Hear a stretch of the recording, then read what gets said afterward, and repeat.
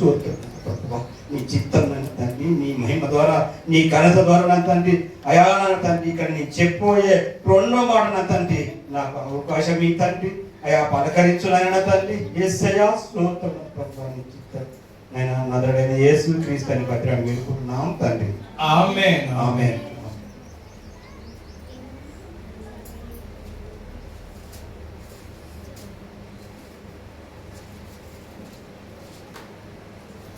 లూకా సువార్త 23వ అధ్యాయము 23వ అధ్యాయము 43వ వచనము. 43వ వచనము చదవండి, ఒకరు చదవండి. నేడు నీవు నాతో కూడా పరదేశులో ఉందువని నిశ్చయముగా నీతో చెప్పుచున్నానెను.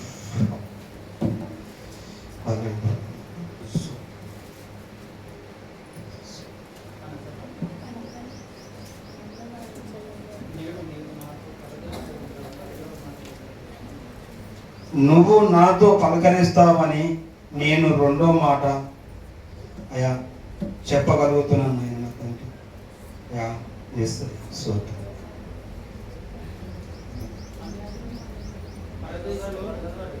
పరదేశులు నేడు నీవు నాతో కూడా పరదేశులో ఉండు అని నిశ్చయముగా నీతో చెప్పుచున్నాను.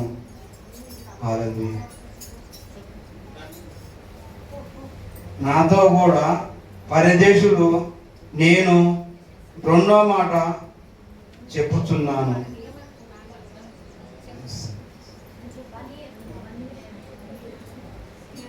యేసుక్రీస్తు ప్రభు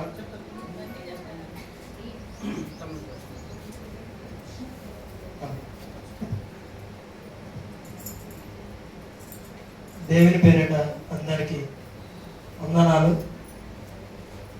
శిలువలో పలికిన రెండవ మాట లూకా సువార్త 23వ అధ్యాయం 43వ వచనం.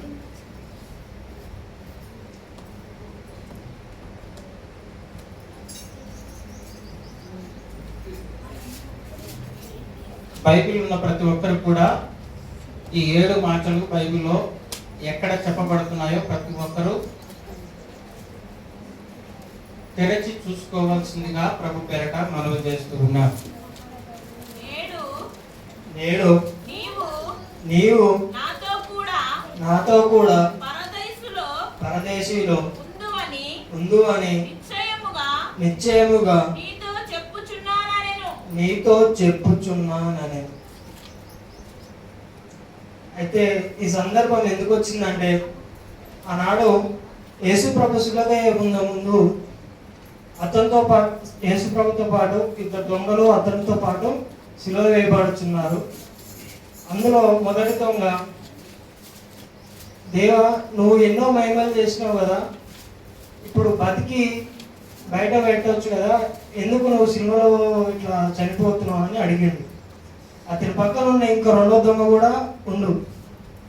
అతను ఏమన్నాడంటే, దేవా నేను నా పాపాలను అంగీకరిస్తున్నాను, నన్ను నీతో పాటు నీ పరలోక రాజ్యంలో ఒక చిన్న స్థలమేమని చెప్పిండు. అయితే దేవుడు అప్పుడు చెప్పిండు,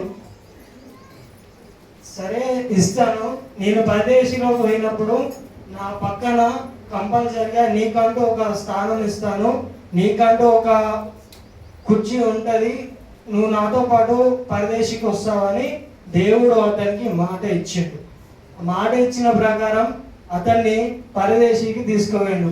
మన బైబిల్లో చూసుకున్నట్టయితే ఇంతవరకు 2 ఆత్మల్ని ఒకేసారి అంటే రక్షించబడినట్టు ఎక్కడా లేదు.